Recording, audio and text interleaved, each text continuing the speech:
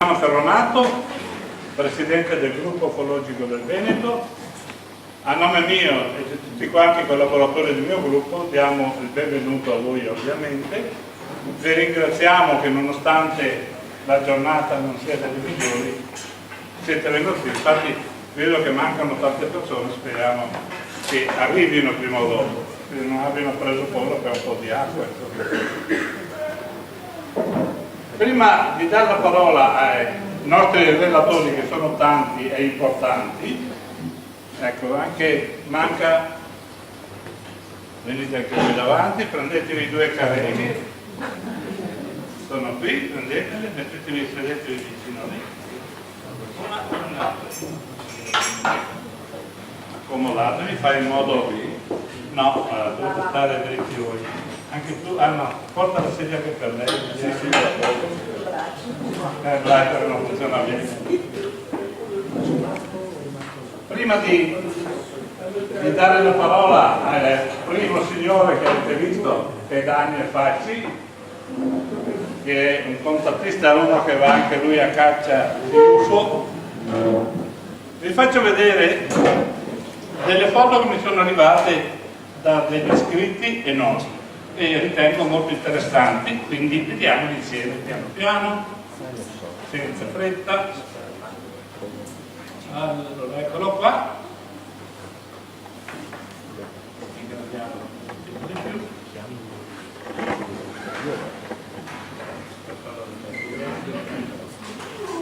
Vedete qui c'è questa luce che non è un riverbero, assolutamente è stata analizzata, non è un riverbero, ma è qualcosa di strano. Avviciniamo un poco, eccolo qua, adesso si vede abbastanza bene, vedete? Non è assolutamente un riverbero, quindi foto molto interessante.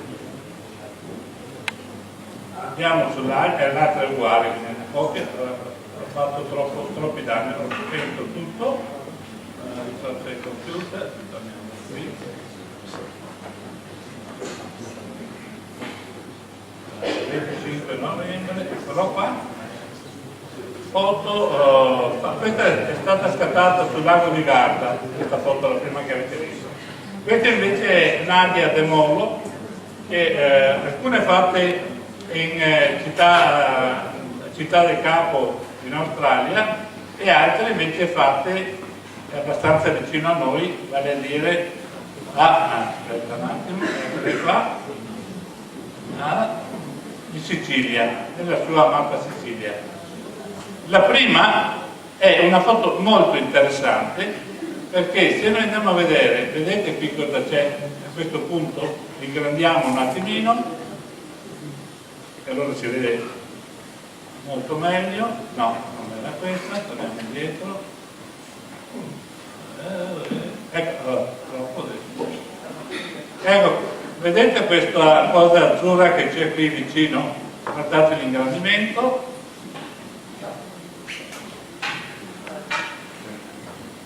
Qui si vedono delle sfere, anzi sembra un agglomerato di sfere. È una foto molto interessante, che questa fatta in Australia. Non tutti sanno cosa sono gli OVS, è bene che spieghiamo cosa sono gli OVS, perché le prossime foto riguardano appunto questi OVS.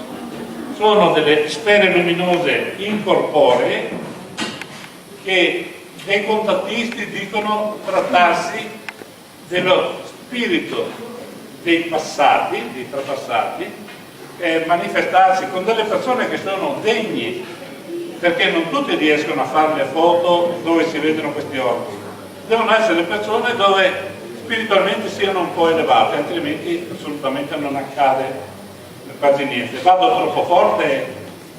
Vado troppo veloce? Va bene, ok, grazie. Ringrazio questo gruppo che sono nei primi posti, sono particolari, loro sono non udenti o sordi.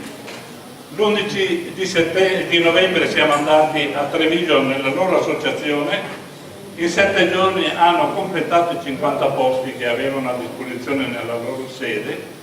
È stato un incontro bellissimo. Le domande che poi facevano sono state una mitragliata, una dietro l'altra, e dovevamo finire alle 6, abbiamo finito alle 7 di sera. Quindi vuol dire che c'era molto interesse. Io sono stato soddisfatto al massimo, spero che anche loro lo siano stati. Andiamo avanti con l'altra foto. Per loro battere le mani si fa così, ok? Quindi noi battiamo le mani e loro very good, perfetto, grazie.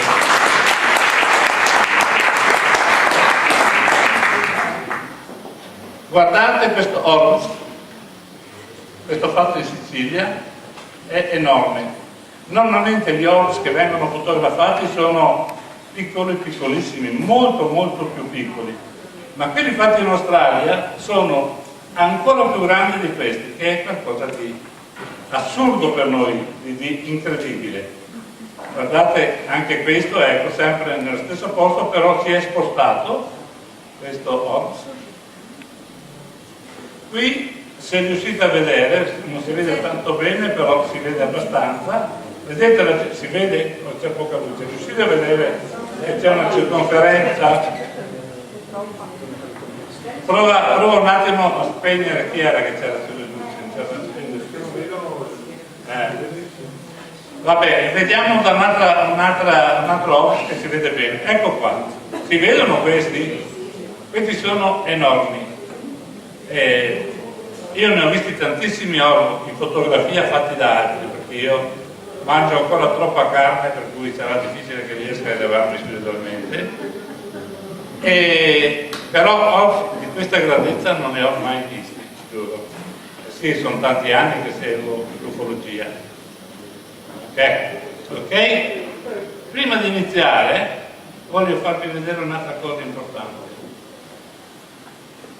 Siccome c'è la scrittura sotto, sono sottoscritte questo filmato, e voglio farvelo vedere perché merita.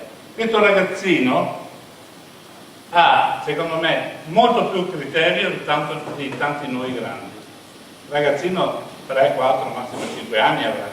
Guardate il dialogo con sua madre, dove arriva la purezza dei bambini e anche la loro intelligenza. Ci vuole un po' che carichi, e il computer bisognerebbe comprarne uno nuovo, ma non ho i soldi, quando li avrò ne comprerò uno nuovo. Un attimo che parte, eccolo qua.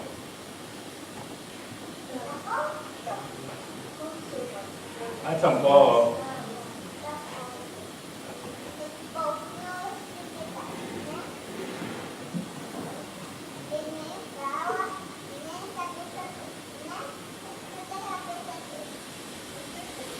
Ok. No, alza quello, il primo di qua.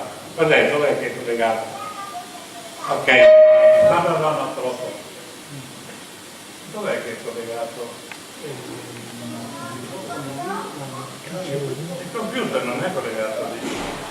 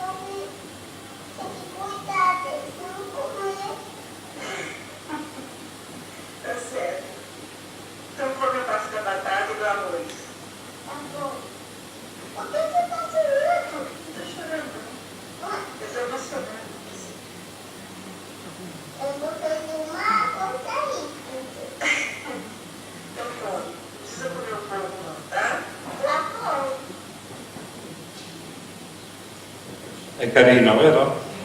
Molto bello. Il bambino arriva a capire queste cose, noi grandi invece non tanto, non tanto. Hanno una logica che è ferrea, veramente cosa entusiasmante. Tu sei a posto, Daniel? Non sei a posto? Cioè, vedo che sei a posto nel senso che sei seduto, ma mi sembra che non sei pronto. Vabbè, parto per... Sì, ma scusa, devi far vedere foto o qualcosa? Sì. E come fai se non... No, la chiavetta. La metti da me? Ah, ok. Qui allora io levo la mia chiavetta e tu metti la tua chiavetta. Ognuno usa la propria chiavetta. Qui siamo ricchi e ne abbiamo di chiavette e perché costano poco. Quando sei pronto vieni pure qua. Oppure possiamo collegare lui. Arriva. Ah, arriva. Lui è il primo relatore, avete visto prima Daniel è un contattista cacciatore di UFO e non solo, cacciatore nel senso buono, con la fotografia, non col fucile. Infatti io volevo scrivere, ho scritto una volta in risposta a uno, quei che sono cacciatori, invece di sparare agli uccellini che lietano la nostra esistenza, perché non sparano agli uccelli di ferro che ci inquinano il cielo tutti i giorni, si stramaledetti loro, è anche il peccato di Adamo ed Eva. A questi andrebbero sparati, non agli uccellini poi. Vabbè, normalmente io dico una cosa sull'ambiente, sulla Terra. Noi, il pianeta, non l'abbiamo ereditato dai nostri genitori, l'abbiamo in prestito dai nostri figli e dai nostri nipoti. Che ambiente pensate stiamo lasciando? Solo con le scorie radioattive, leggete quante tonnellate di quintali di scorie radioattive ci sono in Italia e non abbiamo centrali nucleari. Figurarsi gli altri pianeti, e le scorie radioattive cessano il loro potere di radioattività dopo oltre 100 anni. Se sono al plutonio, ogni 1000 anni dimezzano il loro potere distruttivo, ogni 1000 anni. Quindi campo a cavallo che roba cresce. A posto? Vai. Salve. Salve. Più lontano. Sto più lontano? No, tutto il microfono. Ok, mi sentite? Salve, buongiorno a tutti. Buongiorno a tutti. Mi chiamo Daniel Facci, sono contentissimo oggi di avere la possibilità di parlare a voi. Sono anche molto contento di avere la possibilità di parlare a questo pubblico speciale. Non si vede tutti i giorni questa cosa qui ai convegni, quindi vi saluto calorosamente, sono felicissimo di questa opportunità. Io mi chiamo Daniel Facci, ho 30 anni, quindi sono relativamente giovane. Diciamo che le mie esperienze iniziano da piccolino, no, non sto vicino a casa, se non fa riverso, sto qui. No, poi vedete che vi fa. Non fa fischio. Non fa. Ok.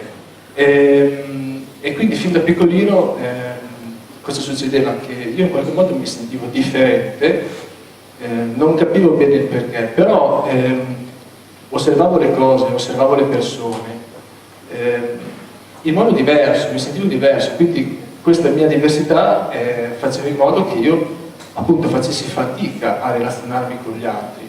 C'era qualche cosa che non mi permetteva, con questa grande facilità che hanno gli altri, di comunicare, no?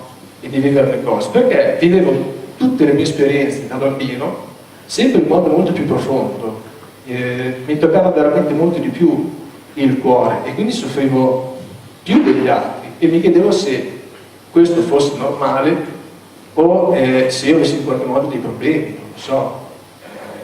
Poi le risposte negli anni sono arrivate, però all'inizio questo percorso è stato molto travagliato perché, come succede a tutti quanti noi, e questi sono fattori un po' che ci accomunano, le risposte non arrivano subito e quindi si deve essere bravi a non lasciarsi andare, a continuare a essere forti, andare avanti nella propria vita, sperimentare, cercare di approfondire sempre di più, e le risposte arrivano, sono arrivate, ci hanno messo del tempo.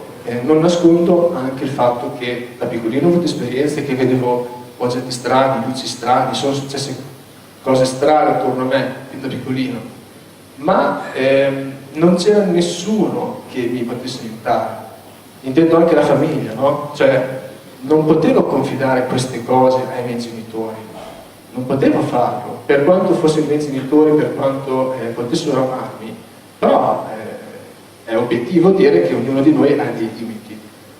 Questo era il grosso limite che avevo io con i miei. Non potevo ai miei dirgli: guarda, io vedo certi oggetti strani, vedo certe figure strane nella mia camera. Questo non lo potevo fare, per cui era sconfortante, perché per un bambino, per un ragazzo, trovarsi nell'età anche più difficile, da soli, di fronte a esperienze del genere, allora o sbatti la testa contro il muro, o veramente quello che dicevo prima, viene fuori la parte più forte di te, che ti aiuta e ti permette di andare avanti, approfondire la cosa. Fortunatamente non mi sono perso, non mi sono scoraggiato, anche se devo dire molte volte mi hanno e mi sono sentito io quello che magari soffriva di mania di protagonismo. Ci può stare tutto, è un mondo talmente complesso questo che adesso posso dire a distanza di anni di aver compreso qualche cosa, ma immaginatevi un bambino, ma nel mondo tantissimi bambini che fin da piccolini hanno esperienze di un certo tipo, adesso c'è informazione. Mi ricordo quando ero piccolino io, e quindi andiamo indietro di 20 anni fa, non era la stessa cosa di oggi.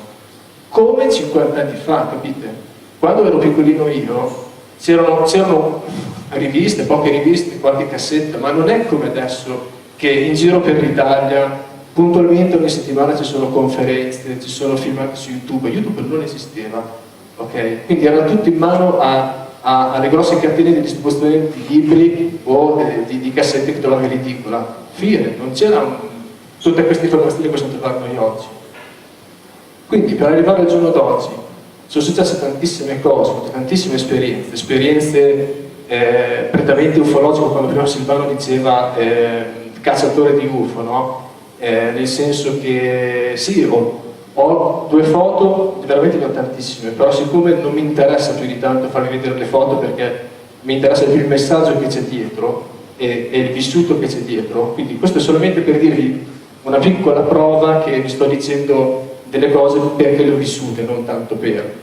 Poi ci sono altre persone, dopo vedrete, che hanno più materiale, ma perché questa è la mia decisione, non mi interessa far vedere troppo materiale fotografico, okay? Le vedrete comunque da altre persone dopo.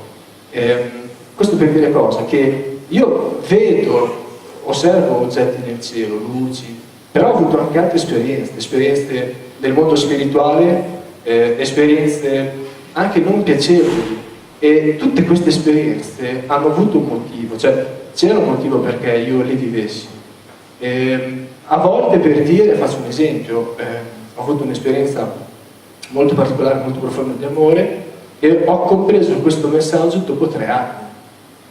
Ci ho messo 3 anni per comprenderlo, non perché io fossi stupido, ma perché la maturità interiore per comprendere il messaggio non ce l'avevo ancora. Siccome in queste esperienze ci sono significati che non si esprimono soltanto con le parole, ma sono significati che vengono espressi da immagini, da un sentire dentro qualche cosa che non si comprende ancora, da granché profondo, quindi vuol dire che per comprenderla con quella profondità è richiesto del tempo. Ecco, il tempo, lo stesso tempo che serve alle persone per comprendere un po' questo mondo, che non è solo cinematografico, non è solo mostrare oggetti e riceversi gli applausi, ma è il significato profondo che c'è dietro. Questi esseri che sono qui per un motivo, sono sempre stati qui. Io devo ringraziare Silvano, la Francesca che hanno organizzato questo convegno, devo ringraziare voi perché avete voluto essere qui oggi. Capite che grazie davvero per il cuore, perché grazie a Silvano, grazie a Francesca, grazie a voi se io posso parlare e qualcuno mi sta ascoltando, quindi tanto di cappello. Però appunto per questo ringraziamento bisogna veramente avere la volontà di capire un po' questo fenomeno. Ho fatto questa carrellata di un po' di discorsi che sembrano apparentemente un po' staccati fra di loro, ma in realtà sono tutti connessi, perché ora vi dirò questa cosa, questo è ovviamente il mio umilissimo pensiero.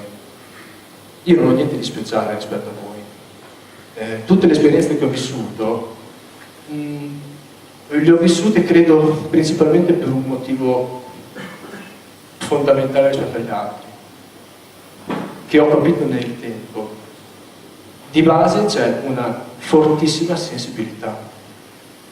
Sensibilità.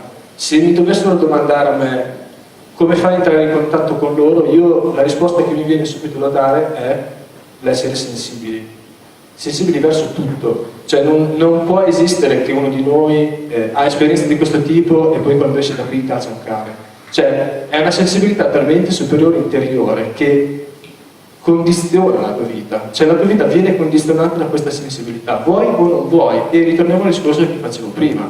Poi uno può decidere di soccombere, di sopprimere questa sensibilità perché effettivamente ti fa stare male, soprattutto all'inizio, quando non si è ancora compreso che cosa poi da questa sensibilità può arrivare a ottenere, fa stare male perché stai male su tutto, vedi l'ignoranza, vedi la cattiveria delle altre persone e non ci stai bene. Adesso invece devo dire a distanza di anni che sono contentissimo che anche se non ho grandissimi amici, anzi ne ho molto pochi, più che altro ho fratelli, ma va bene così. Io dico sempre che la vita non va vissuta passivamente, ok? Cioè dobbiamo essere attivi nella nostra vita e non è facile, se ci pensate un attimo, non è facile. Chi di noi veramente è in grado di poter dire che nella propria vita ha fatto tutto in modo attivo, ha sempre voluto fare quello che voleva fare a costo anche di perdere, di ottenere anche dei risultati che erano meno convenienti, no? È come dire, è più bella una bella bugia o una brutta verità? Cioè, questo, io parlo di questo, capite? È molto semplice. Poi un'altra cosa fondamentale, parlo per me, che è il mio credo, è che fra il dire, il pensare, il dire e il fare ci deve essere coerenza. Non posso credere di pensare delle cose e poi dirne delle altre e poi agire un altro modo ancora. Questa è coerenza. Invece la vita è molto coerente, si ottiene ciò che si è e si fa. Cioè, è come dire, molta gente scopre dopo anni che con queste persone non ci stava bene e allora uno si domanda e perché fino ad oggi lei è avuto vicino a te? È perché fino ad oggi tu non eri te stesso, fino ad oggi tu sei sceso a compromessi e ti sei accontentato, ma era un palliativo. Poi ti svegli la mattina e dici sai cosa c'è da oggi, non mi va più bene questa situazione e le cose cambiano e quelle persone lì svaniscono dalla tua vita. Quindi io magari sono molto radicale in questo pensiero, ma piuttosto rimango solo, ma devo rimanere integro, non voglio subire compromessi di nessun tipo. Io sono così, fine. E se ho avuto modo di avere queste esperienze e continuo ad avere, e negli anni sono aumentati di intensità, di profondità, no? È perché io sto lavorando su me stesso. Quando uno parla di spiritualità, no? Vuol dire un po' tutto e niente per le persone che si stanno avvicinando ora. Io più che spiritualità parlerei di una crescita personale. Suona già diversamente, la persona la digerisce meglio questa parola. Davanti al termine spiritualità si crea come un distacco perché si entra come nella sfera religiosa, no? E molta gente invece non ci vuole entrare nella sfera religiosa. Che cos'è la religione? Ma io proprio toglierei questo concetto della religione. Non c'è religiosità, c'è una coscienza, no? E se quella coscienza veramente è alta e forte, allora quella coscienza ti fa agire bene, ti fa pensare bene e ti fa crescere. E tu come individuo ti senti sollevato, dici sto lavorando bene, mi sento meglio, le cose nella mia vita stanno andando meglio, ma stanno andando meglio per noi, non per gli altri. anche questo concetto, io ho passato anni a piacere agli altri, fare in modo che gli altri fossero contenti, ma è sbagliato.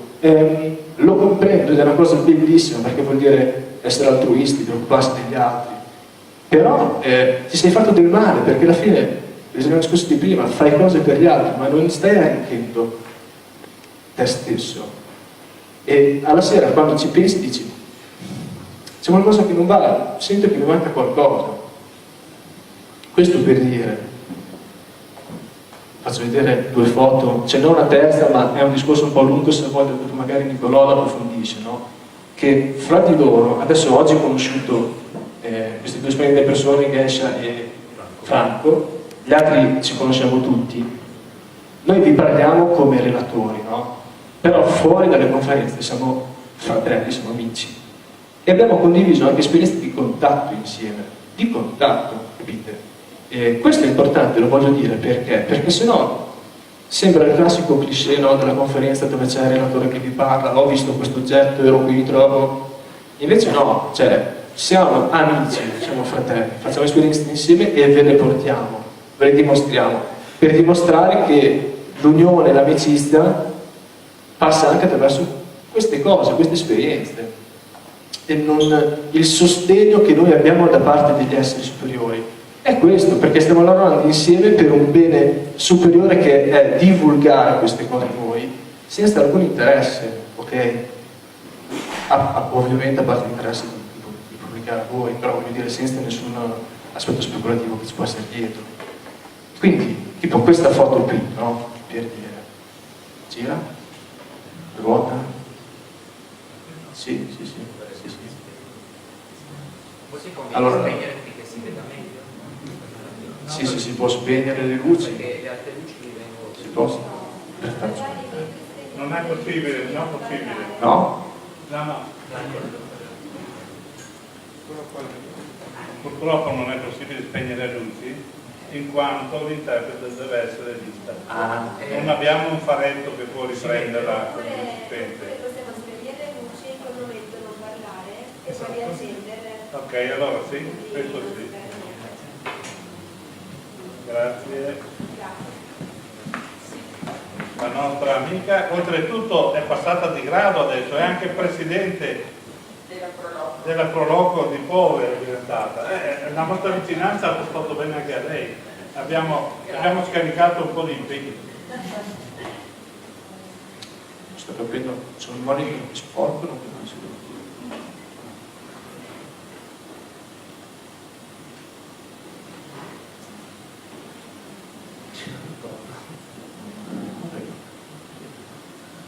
No, c'è. Che c'è sicuro. Esatto. Allora, vedete, siamo io e Nicolò, noi ci troviamo a Bardolino, eravamo stati da una conferenza da poco, credo. Sì, o teniamo le luci accese o teniamo le luci spente in silenzio, le luci accese. Erano a Bardolino, erano ubriachi perché lì c'è un vino che erano tardi. Questa è una foto fatta col cellulare, per cui abbiate pazienza. Ho altre foto scattate con una macchina fotografica professionale che adesso avevo venduto, però quindi la qualità non è un... Un attimo di silenzio, spegni la luce. Allora, vedete? Noi siamo qui, quindi a poca altezza da noi, qua dietro c'è questo oggetto che è una sfera, è la classica sfera che avete visto, Accendi pure, sorella. che avete visto molte volte, no? Faccio vedere questa foto, che è banalissima e non è nulla di che questa foto, lo so, però è il significato che c'è dietro. Abbiamo fatto una foto, io e Nicolò, ci siamo scattati un selfie e dietro di noi c'era questo oggetto. Si è fatto vedere mortale apposta da noi nel selfie, perché dietro c'è un altro significato. Magari se dopo 2 poi lo approfondisci, però quello è il discorso, che in un'altra esperienza che abbiamo avuto insieme io e Nicolò, ci trovavamo sopra le piramidi, fuori da Milano, abbiamo avuto un incontro, poi Nicolò se vuole ve lo spiegherà meglio. Abbiamo avuto un incontro con un essere e ho anche delle foto di questo incontro dove si vedono altri oggetti sferici. Faccio vedere questa, che sicuramente non è una gran foto, lo so, abbiate pazienza, è scattata col telefono, però per farvi vedere che ci seguono, che non siamo abbandonati, cioè se tu lavori bene senza interessi e lo fai con amore per divulgare le tue esperienze ad altre persone, loro ci sono. Sono pieno di altre foto, magari il 17 dicembre, se ci sarà occasione ve le mostrerò, oggi il tempo è poco, dove addirittura prima di una conferenza ho scattato delle foto e c'erano 30 oggetti nel cielo.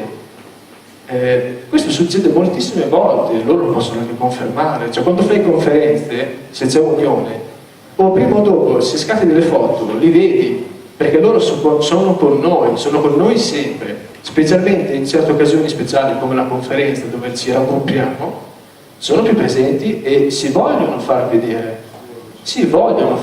perché questa è la prova della prova, cioè nel senso siamo qui con voi per supportarvi.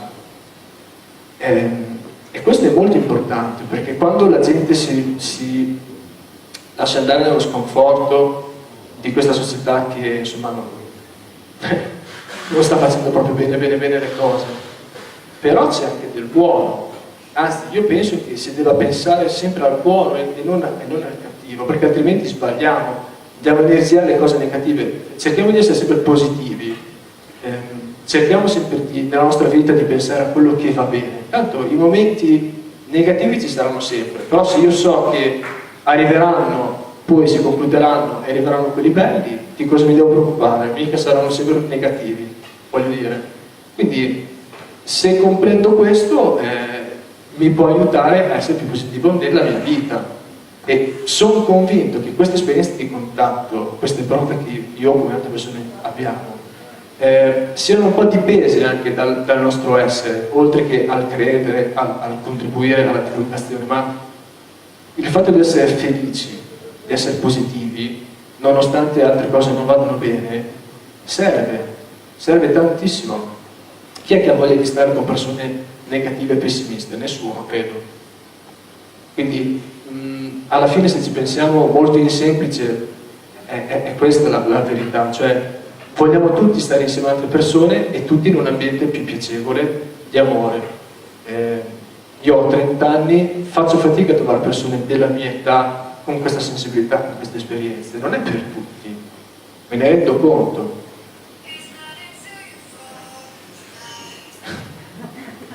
Succede. Ciao. Non è per tutti, me ne rendo conto, pazienza per loro. Anche se devo dire che negli ultimi anni vedo sempre persone più giovani che si stanno avvicinando a questo, forse perché si stanno stufando di questa società che non promuove più nulla di nuovo, che può coinvolgere, insomma, tutto molto superfluo, tutto molto spento. E vedo giovani che si stanno invece avvicinando più a queste sfere, della spiritualità, del contattismo. Io quello che penso, che avevo detto anche prima, è sicuramente in sala fra di voi c'è chi ha avuto esperienze più o meno importanti, è ovvio, questo è ovvio. Però ecco, non importa, secondo me, imporsi su quale strada intraprendere il percorso, no? Io sento che faccio più questo, non importa, voi muovetevi, cercate le risposte, se siete più attratti verso la spiritualità, seguite la spiritualità, però senza porvi dei limiti. Cioè, quello che non mi piace sentire, perché secondo me è uno sbaglio, è il dire io credo a questo ma mi fermo fin lì, perché se mi metti in mezzo alla religione allora no, non va bene. Sono paletti, sono congetture nostre che ci facciamo, che ci poniamo, per cui se noi riusciamo invece a essere mentalmente aperti a 360 gradi, possiamo accettare tutto, che non vuol dire credere, ma l'essere regolarmente aperta, pronti ad accettare tutto, può aiutarci a aprire la nostra mente e a comprendere molteplici significati che sono interconnessi fra di loro. Faccio un esempio molto pratico: le materie didattiche che si studiano a scuola sono tutte divise, no? Matematica e matematica, l'italiano e italiano, la geometria e geometria, tutte materie divise fra di loro, proprio divise a scompartimenti. Però alla fine, se ci pensate, sono tutti interconnessi, perché la geometria è matematica, la musica è matematica, la fotografia è matematica, è geometria sacra. Nella fotografia, lo sapete, che si usano tecniche anche attraverso la geometria sacra, secondo la sequenza di Fibonacci, per dire, è la sciocchezza. Quindi se comprendete questo, comprendete che è tutto interconnesso, lo siamo anche noi. Il nostro limite è il nostro filtro. Se noi non mettiamo filtri, possiamo ricevere tutto. Poi lo possiamo comprendere, lo possiamo tradurre in un certo modo, che è differente fra di noi, certo.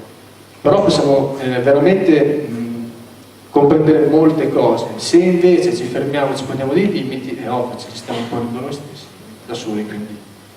Queste che sono cose banalissime, e so che magari voi siete anche un po' ovviamente stupiti del fatto che vi parli così in modo semplice senza porvi notizie chissà eclatanti, ma sono veramente molto importanti, perché spesso la gente è molto strana, sa le cose interiormente ma ha bisogno di sentirsele dire. È una cosa molto strana. In psicologia questo viene spiegato, ma questa non stiamo parlando di psicologia, per cui non voglio parlare da psicologo. Però in psicologia questo esiste, abbiamo bisogno di sentirsi dire le cose che sappiamo. E sapete perché, fondamentalmente? Perché se le pensiamo noi, siamo autosuggestionati e siamo autolimitati perché ci autogiudichiamo. Detto fuori da noi, da un'altra persona, non c'è più giudizio, non c'è niente, stiamo solo ricevendo in ingresso l'informazione ed è una conferma.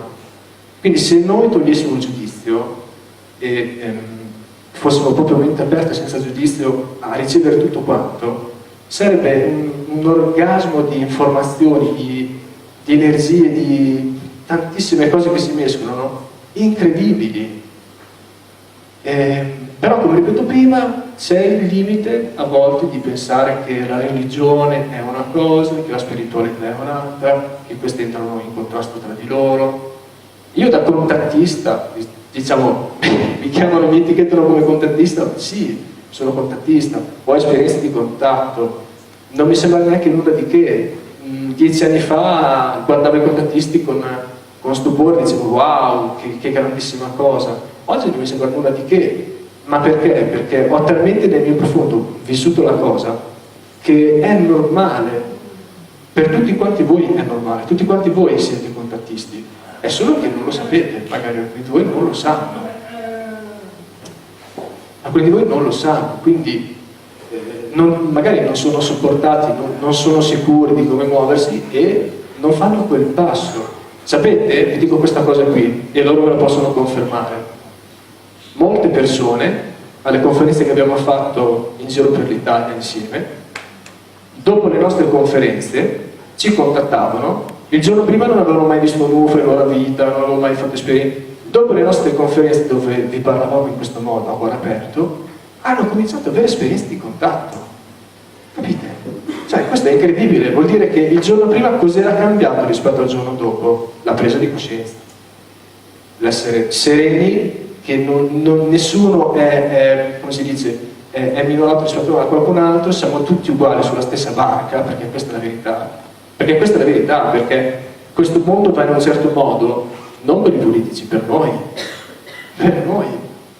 Perché se l'Italia in un giorno si fermasse e tutti quanti noi ci fermassimo, il governo cadrebbe, si metterebbe in ginocchio a noi, capite? Questa è una sciocchezza, però non ci si pensa perché ci è stato fatto credere che c'è qualcuno che è più forte di noi. Non è vero, la forza è dentro di noi, siamo noi, capite? E queste cose sono banalissime, lo so che sono banali, però c'è bisogno di dirle, perché la gente, come il contattista, diciamo il contattista per farvi la battuta, soffre della sindrome del contattista. Sapete che cos'è? È quella strana sindrome per la quale finché uno ha contatti e vede certi oggetti è sicuro di se stesso e prosegue nella divulgazione. Molti contattisti sono caduti su questo errore. Quando smettono magari di vedere oggetti, di avere esperienze di contatto per qualche tempo, in loro si spegne quella fiamma, smettono di credere, smettono di divulgare, si sentono insicuri, cadono in depressione e loro lo dicono, Loro dicono, voi avete un grosso limite, soprattutto quanto, oltretutto, c'è un unico limite che è il più grande che vi blocca in tutto e io penso che abbiano perfettamente ragione.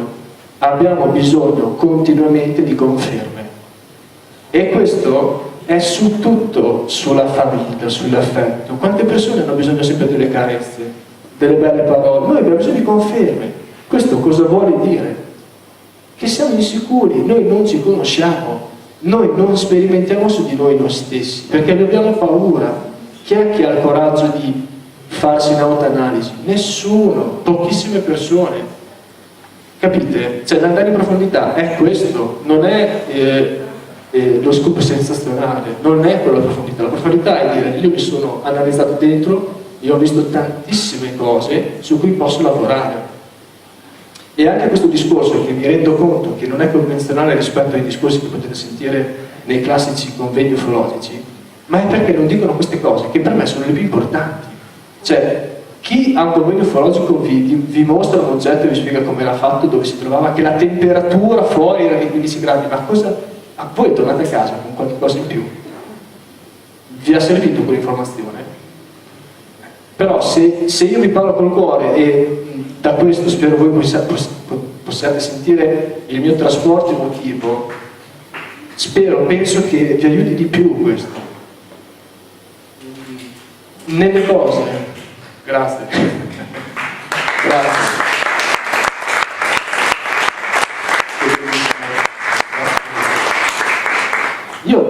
Io nella mia vita, questo è il mio errore e me l'hanno detto tantissime volte, io nella mia vita tutte le cose le faccio troppo in modo profondo. Sapete quante volte mi sono sentito dire: ma tu sei troppo profondo? Mi dispiace.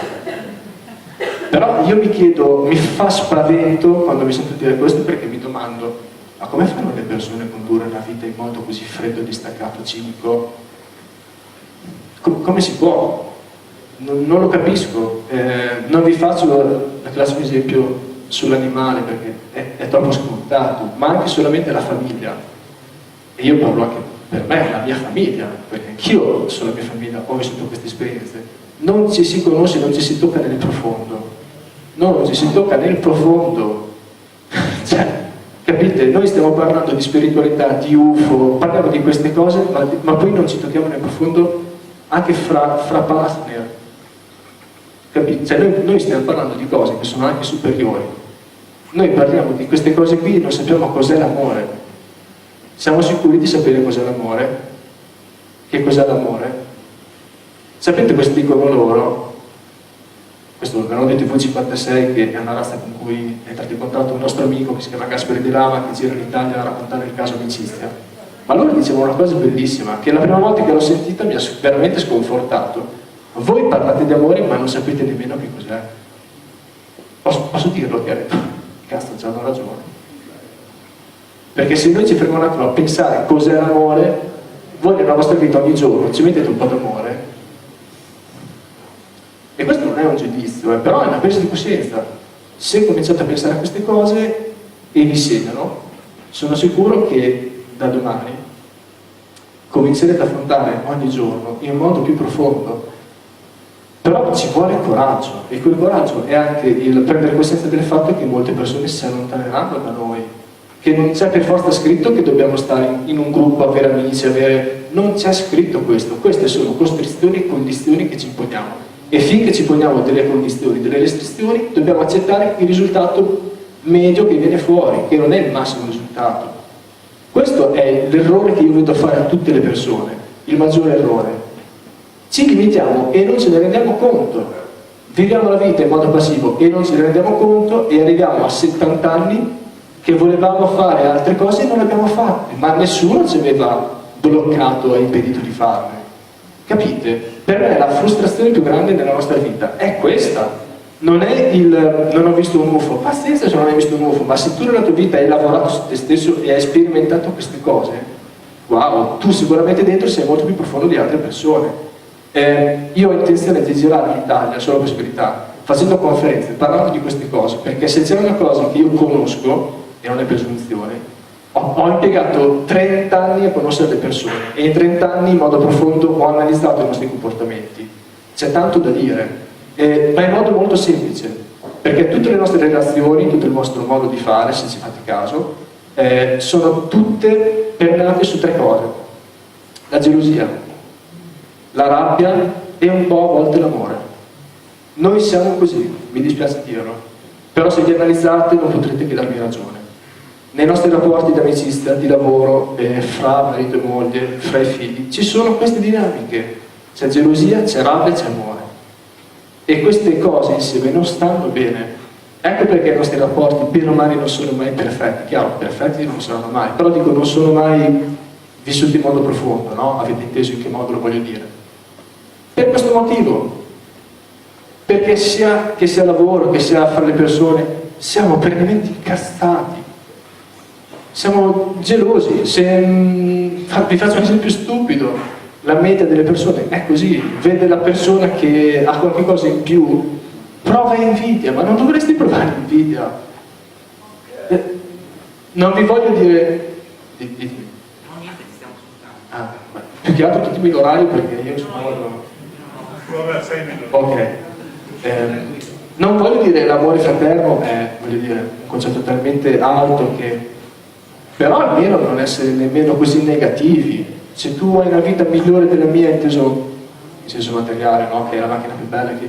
meglio per te, a me cosa me ne frega, non me ne dovrebbe fregare niente, ma quella persona che è gelosa è perché è toccata dentro, perché quello in lui interiormente dimostra ciò che non ha, ma quel che non ha è un riflesso, perché non è la Porsche che ti fa stare meglio, ma tu colmi quel vuoto, dentro di te sei convinto così, attraverso quello.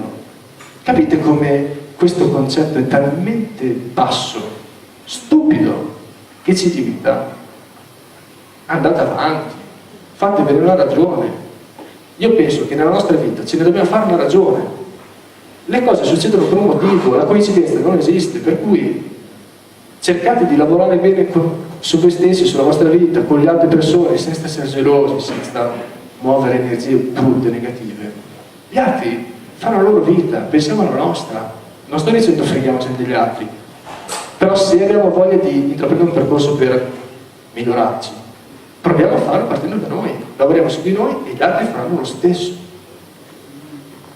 Questi discorsi qui vanno fatti.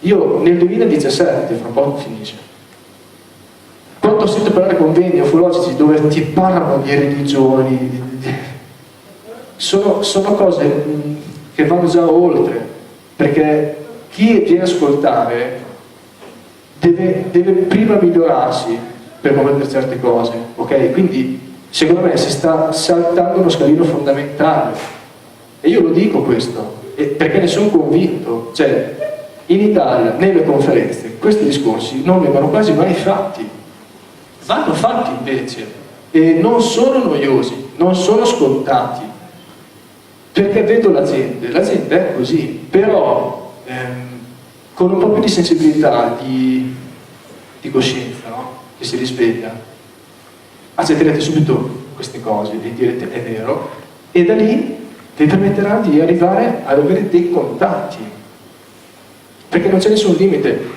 Dico questo poi chiudo, perché non voglio rubare il tempo agli altri. Per arrivare al contatto, lavorare su se stessi è anche questo, non è un premio, è che succede, no, come fate presente una cipolla, voi volete una cipolla e la tagliate a metà, ci sono tantissimi strati in questa cipolla, no? Questi strati sono, diciamo, i piani, chiamiamoli dimensioni, non è proprio corretto dire così, però per farvi intendere.